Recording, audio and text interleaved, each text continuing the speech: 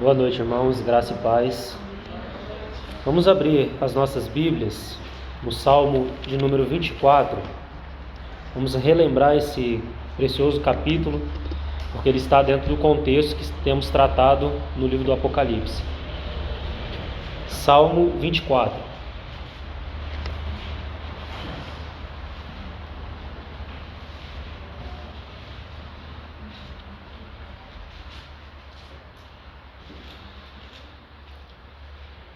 Diz assim, Salmo 24, verso 1: Ao Senhor pertence a terra e tudo o que nelas se contém, o mundo e os que nele habitam. Fundou-a ele sobre os mares e sobre as correntes a estabeleceu. Quem subirá ao monte do Senhor? Quem há de permanecer no seu santo lugar? O que é limpo de mãos e puro de coração, que não entrega sua alma à falsidade, nem jura dolosamente. Este obterá do Senhor a bênção e a justiça do Deus da sua salvação. Tal é a geração dos que o buscam, dos que buscam a face do Deus de Jacó. Levantai, ó portas, as vossas cabeças. Levantai-vos, ó portais eternos, para que entre o Rei da Glória. Quem é o Rei da Glória?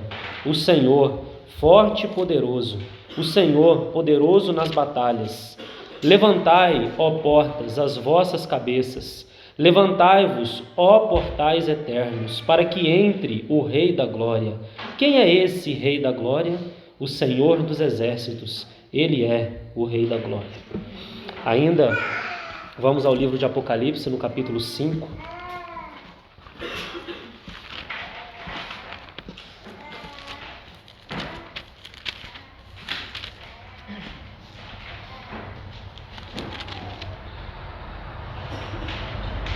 Vamos ler dos versos de 1 a 10.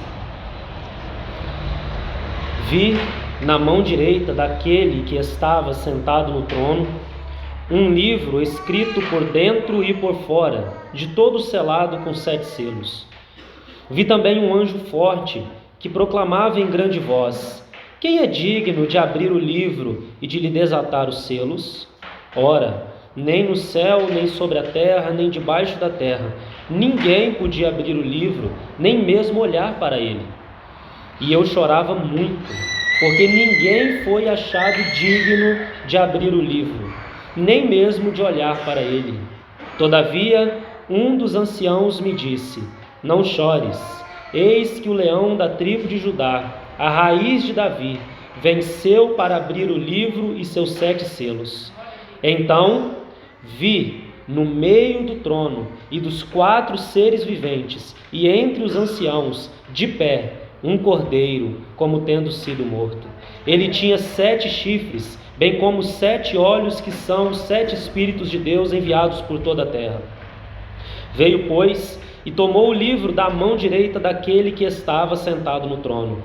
E quando tomou o livro, os 4 seres viventes e os 24 anciãos prostraram-se diante do cordeiro, tendo cada um deles uma harpa e taças de ouro cheias de incenso, que são as orações dos santos, e entoavam um novo cântico, dizendo: Digno és de tomar o livro e de abrir-lhe os selos, porque fostes morto, e com o teu sangue compraste para Deus os que procedem de toda tribo, língua, povo e nação, e para o nosso Deus o constituístes reino e sacerdotes, e reinarão sobre a terra. Vamos ter mais uma palavra de oração e entregar esse tempo ao Senhor.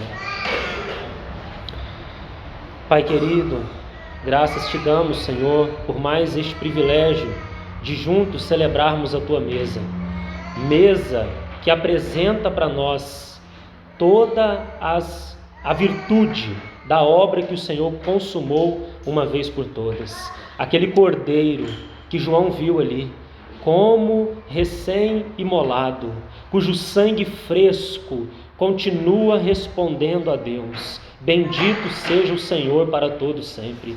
Senhor, diante de ti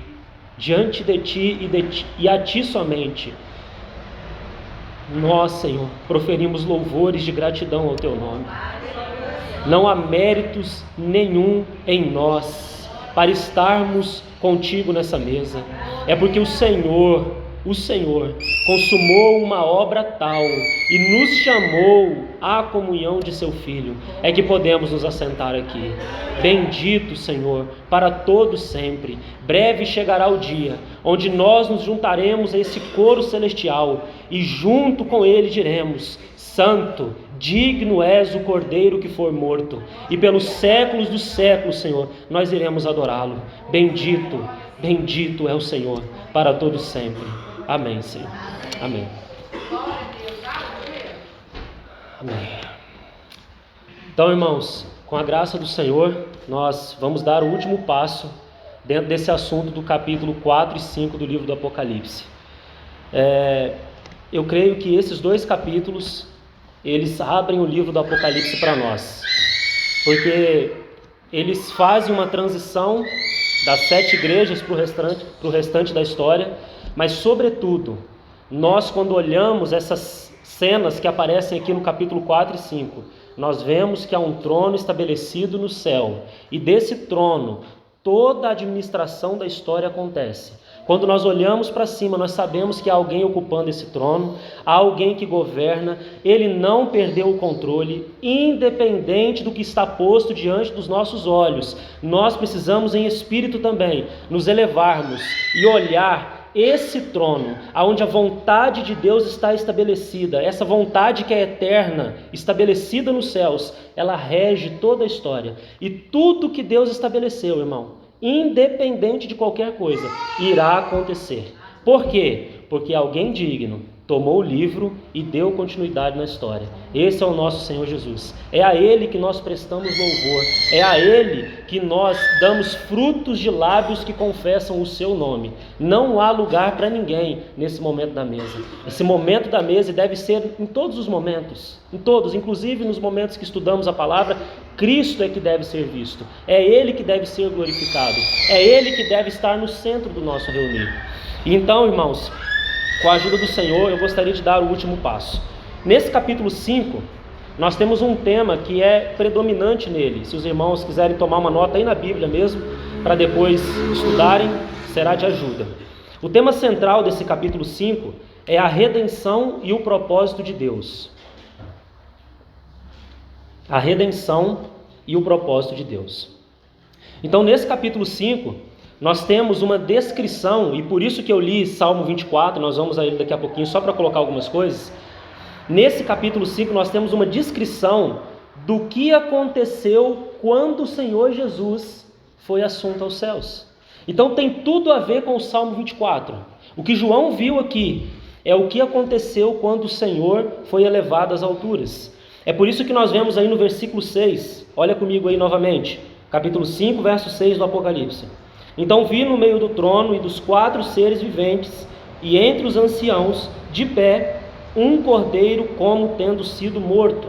Então essa expressão, como tendo sido morto, também pode ser traduzido, um cordeiro recém-morto ou recém-imolado, dando a entender que foi logo após a ascensão do Senhor, como que mostrando o frescor da obra realizada pelo Senhor na cruz do Calvário. E, irmãos, essa obra, ela nunca mais vai se repetir. Nem o Calvário, nem o derramamento do Espírito já aconteceu. O que nós temos hoje é um enchimento do Espírito, mas o derramamento, o batismo do Espírito Santo já aconteceu em Atos capítulo 2, quando o Espírito foi derramado e a igreja foi constituída como corpo de Cristo. E isso por quê? Por conta da obra do Calvário. Então aquele que consumou a obra do Calvário foi elevado às alturas, recebeu a bênção, que é o Espírito Santo. Isso está descrito lá no Salmo 24, a bênção, está escrito lá a bênção. Ele recebe a bênção, a promessa do Espírito, e ele derrama. Esse é o batismo do Espírito Santo. Então essas duas obras nunca vão se repetir, porque não há necessidade de serem repetidas. A obra que Cristo consumou na cruz do Calvário, ela é suficiente para todo sempre. E a eficácia dela, irmãos, ela é centrada em todo aquele que crê. Você quer um poder maior do que esse disponível para aquele que crê? A obra de Cristo, irmãos, é o que responde a Deus. Tudo o que Deus demanda foi respondido na obra de Cristo na cruz. Então este é o cordeiro visto por João aqui. E então eu gostaria que vocês deixassem aberto aí o Salmo 24, só para vocês visualizarem algo aqui. Então esse Salmo 24, ele é reconhecidamente, irmãos, isso é unânime entre quase todos os eruditos, ele é o Salmo da ascensão do Senhor. É justamente a cena quando o Senhor, ele é elevado às alturas e como que está entrando pelos portais celestiais. E é por isso que no versículo 3, que você pode olhar aí apenas para visualizar, você tem essa pergunta aí: quem subirá ao monte do Senhor? Quem há de permanecer no seu santo lugar? E os versos 4 e 5 respondem: o que é limpo de mãos e puro de coração, que não entrega sua alma à falsidade, nem jura dolosamente, este obterá a bênção e a justiça do Deus de sua salvação. Irmãos, que pergunta e que resposta é essa? Será que isso diz respeito a nós? Será que nós somos puros de mãos e de coração e não entregamos a nossa alma à falsidade e nem juramos dolosamente? Será que é a respeito de nós que esse salmo está falando? Obviamente que não, irmãos.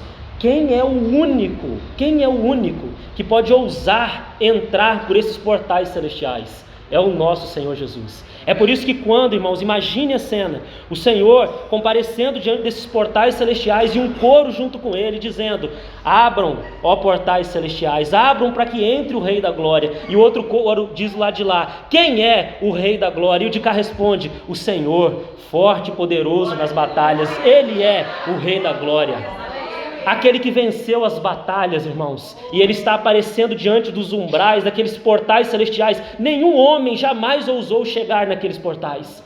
Nunca ninguém entrou por ele, irmãos. Mas agora aquele homem perfeito, aquele que foi aprovado por Deus, ele comparece e ele não precisa dizer nada. As vozes que o acompanham já faz o requerimento por ele: abram os portais celestiais. E os outros respondem, mas eles já sabem a resposta, mas eles precisam entoar junto, irmãos, esse brado de vitória.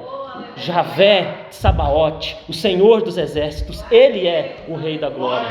E aqueles portais precisam se abrir, irmãos. Ele é aquele que é limpo de coração, de mãos, que não entrega sua alma à falsidade, nem jura dolosamente. Ele é aquele que pode entrar, mas não apenas entrar, ele pode permanecer lá. Mas, irmãos, o lindo disso é que quando ele entra por aqueles portais, nós estamos fazendo esse caminho junto com ele, porque o autor aos Hebreus vai dizer que ele é âncora da alma, segura e firme, que já penetrou os céus. Isso significa para nós, irmãos, que o fato de Jesus estar lá assegura para nós que o nosso destino também é o mesmo. Então, irmãos, quando nós ouvimos essa pergunta e esses portais se abrem e Jesus entra ali, nós estamos fazendo esse movimento com Ele. Essa é a segurança da nossa salvação. Agora Ele comparece diante de Deus, apresentando uma obra cumprida e apresentando a sua bendita intercessão a nosso favor. Ele é o Rei da Glória. É Ele que nós adoramos, irmãos. A mesa celebra as vitórias do nosso Senhor Jesus. Por que vitórias? Porque Ele venceu a vida e Ele venceu a morte. A sua vida é uma vida aprovada. É por isso, irmãos, que Lucas capítulo 3, quando fala da cena do Jordão, daquele batismo, depois de 30 anos ocultos do Senhor, mas 30 anos onde certamente Ele foi provado em muitas coisas. Talvez as maiores provações vieram desse tempo oculto, quando ninguém estava vendo. Mas então uma voz se abre, uma voz abre os céus e diz: este é o meu filho amado, este é o meu eleito, a ele ouvi. Dizendo que todos os 30 anos da vida do nosso Senhor Jesus foram anos aprovados por Deus. Ele é o varão aprovado de Deus. E depois de Lucas 3 até Lucas 9, nós temos 3 anos do ministério público do nosso Senhor. E muitas coisas também acontecem, irmãos, muitas provações. Por exemplo, logo em seguida ao batismo nós temos a tentação. E, irmãos, em tudo isso também, Ele é o homem aprovado por Deus. Porque, irmãos, quando você chega ali no Monte da Transfiguração, novamente você vê a voz, ouve a voz, você vê o céu se abrindo. Este é o meu filho amado, aprovando também os 3 anos do seu ministério público. Mas, irmãos, aí está um detalhe precioso. Lucas capítulo 9, unindo os relatos dos outros evangelhos. Ali vai aparecer que do Monte da Transfiguração ele poderia ter ido aos céus. Porque, irmãos, em tudo, 33 anos ele foi aprovado. Ele poderia ter subido aos céus e esses portais eternos se abririam para ele, mas só para ele. Então ele precisa descer o monte da transfiguração. E ele caminha mais 6 meses até o outro monte chamado Gólgota. E ali ele consuma a obra do Calvário. Por quê? Para que outros possam o acompanhar nessa entrada pelos portais eternos. Ele é o Rei da Glória, mas ele não deseja estar sozinho. Ele quer muitos outros com ele. Aqueles que ele comprou de toda língua, povo, tribo e nação. E os constituiu reino e sacerdotes para Deus. Então, irmãos, este é quem nós adoramos. Ele é o centro do nosso viver. Ele é a razão da nossa existência. É para Ele que nós fomos criados, irmãos. E se nós não descobrirmos isso, nós nunca desfrutaremos verdadeira satisfação de coração. Então eu gostaria, irmãos, de retornar a Apocalipse 5.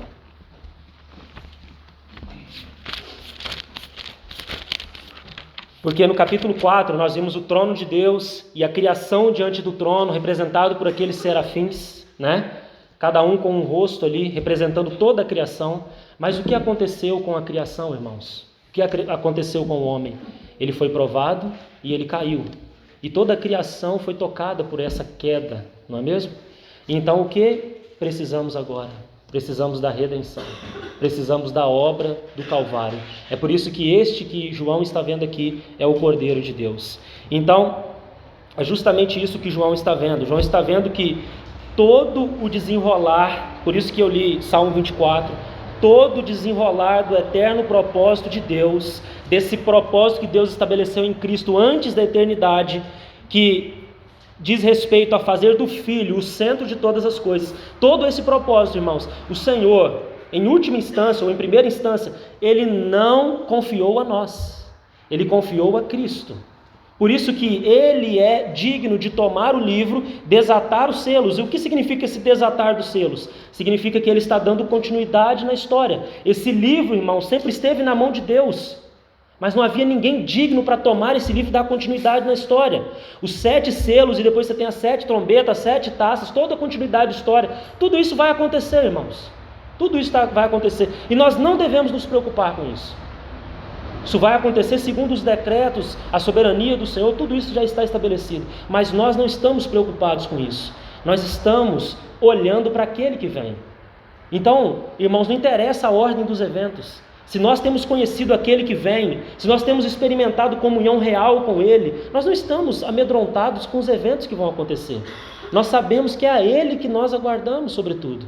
E então, irmãos, esse livro, que há alguns que chamam de o direito da propriedade do universo, o irmão Stephen Kong chama assim, o direito da propriedade do universo. Ele toma esse livro da mão de Deus o Pai, né? E dá continuidade na história. Outros irmãos chamam de a escritura do universo, ou a escritura dos decretos de Deus. São todos nomes para dizer o seguinte: Cristo é o único digno de tomar esse livro e dar continuidade na história. E por que nós temos certeza que o propósito de Deus vai se cumprir?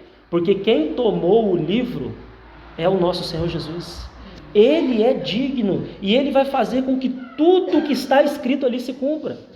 Entende, irmão? Você está entendendo, irmãos, que mesmo contando com a nossa cooperação, e isso haverá consequências para cada um, mas no que diz respeito a Deus e ao seu propósito, é o trono estabelecido, a sua vontade eterna estabelecida, e tudo se cumprindo, irmãos. Porque Cristo é digno de tomar o livro e desatar os selos. Aquele cordeiro, irmãos, que você vê por toda a Escritura, todo o Antigo Testamento como o Novo, vem convergindo para essa cena de Apocalipse 5. Aquelas vestimentas em Gênesis capítulo 3, quando Adão e Eva tentam prover vestes inadequadas, tentando tapar a sua nudez porque tinham pecado, o Senhor ainda continuava vendo essa nudez, e então o Senhor faz o quê? Dá peles de animais, vestimentas de animais para eles, para cobrir a nudez deles. Depois em Êxodo capítulo 12, você tem a Páscoa, novamente o cordeiro ali sendo imolado, você tem o cordeiro tipificado ali na Páscoa.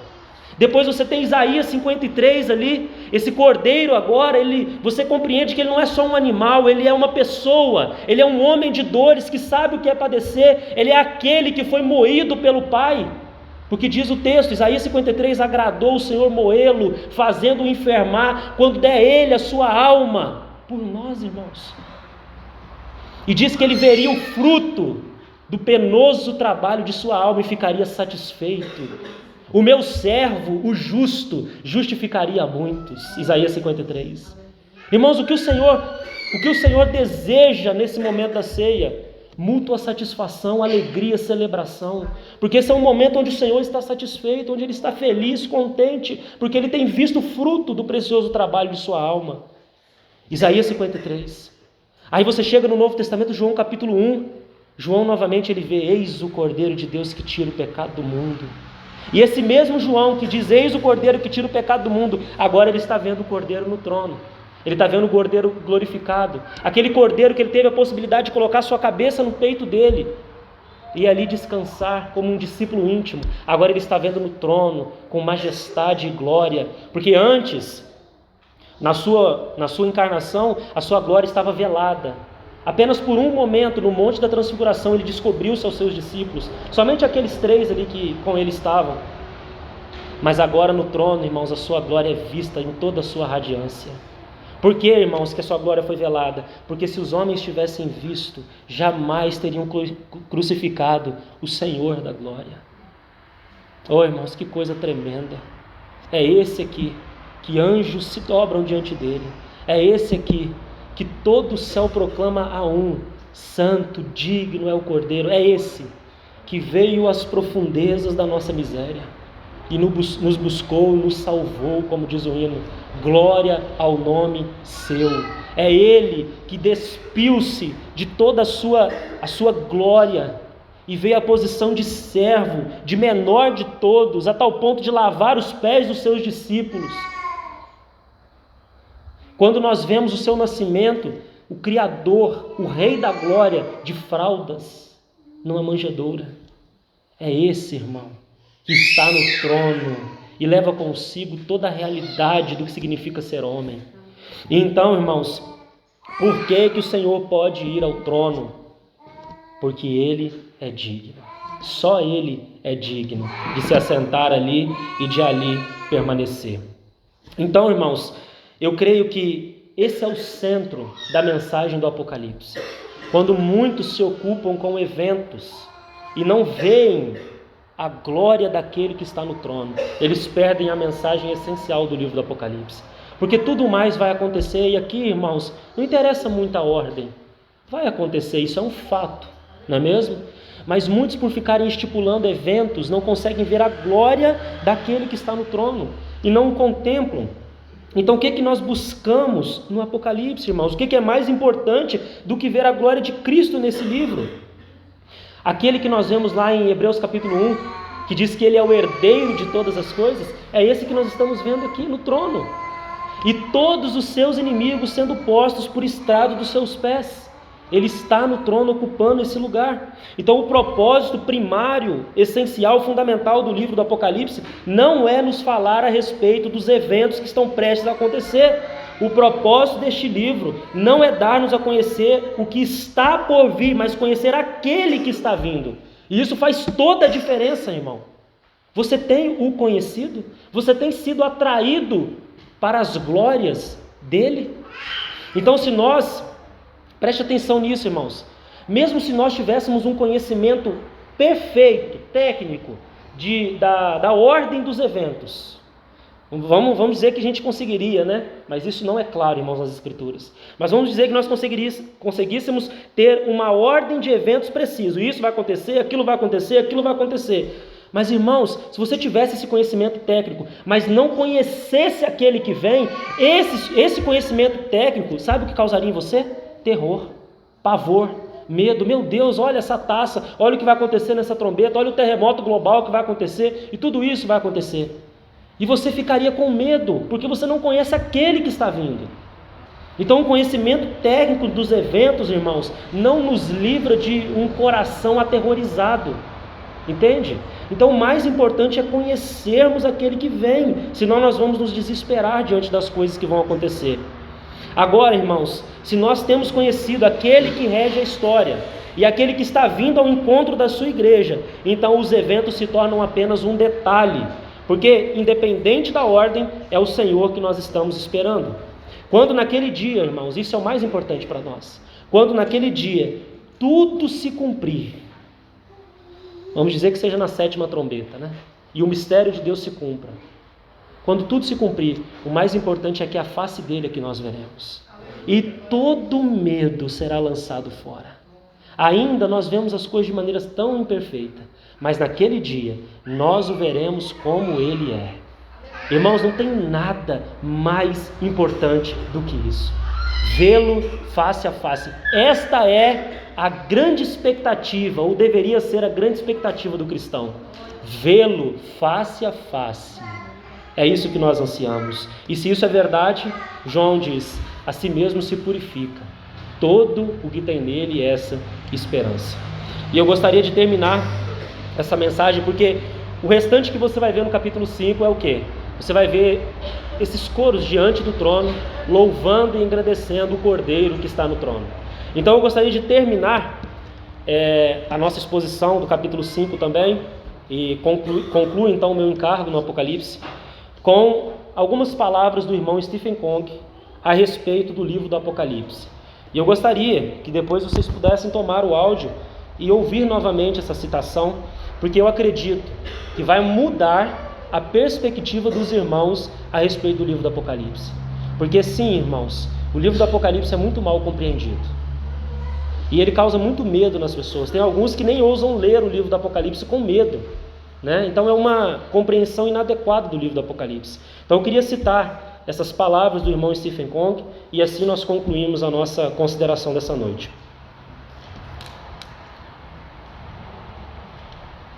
E ele diz assim então: muitas pessoas não leem o Apocalipse porque pensam que ele é um livro de terror. Devemos lembrar, contudo, que ele é uma carta de amor, não uma história de terror com o fim de assustar as pessoas. Para nós que somos a Igreja de Deus, que somos os servos de Jesus Cristo, que somos a noiva de Jesus Cristo, Apocalipse é uma carta de amor. A última escrita para nós, por nosso noivo, antes do casamento. Se consideramos Apocalipse desse ponto de vista, constataremos o quão precioso e significativo esse livro é para nós. Depois dessa carta, o próximo evento que nos aguarda é a própria presença do noivo. Ele estará aqui e então será celebrado o casamento. Isso é algo maravilhoso. Bendito seja o nome do Senhor. Vamos orar e depois podemos nos achegar ao momento da mesa. Querido Pai, graças te damos, Senhor, por esse precioso livro do Apocalipse. Obrigado por esses tempos que tivemos ao redor dos capítulos 4 e 5, por essa mensagem tão preciosa, por teu trono estabelecido nos céus, pelo Cordeiro que ocupa esse trono. Bendito é para todos sempre, Senhor. Mais uma vez juntos temos a oportunidade de celebrarmos a tua mesa. Esse é um momento tão ímpar, singular para nós, Senhor. Que o Senhor possa encontrar um momento de satisfação nessa noite em nosso meio. Bendito é o Senhor para todos sempre. Amém, Senhor. Amém.